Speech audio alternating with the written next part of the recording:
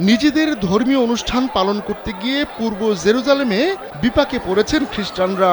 Video ফুটেজে দেখা যায় ইসরায়েলি পুলিশের সঙ্গে তাদের ধাক্কাধাক্কির ঘটনা ঘটেছে।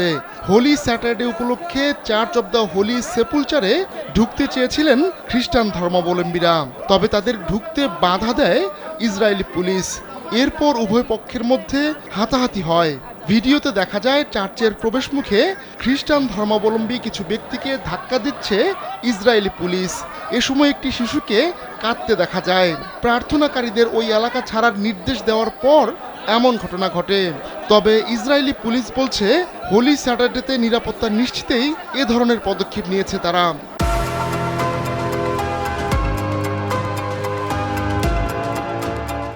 অর্থোডক্স খ্রিস্টান কমিউনিটি গুড ফ্রাইডের পরদিন হোলি স্যাটারডে পালন করে থাকে।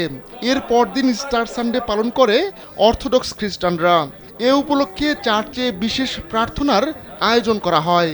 হোলি স্যাটারডেতে আবার হোলি ফায়ারও জ্বালিয়ে থাকেন খ্রিস্টান ধর্মাবলম্বীরা।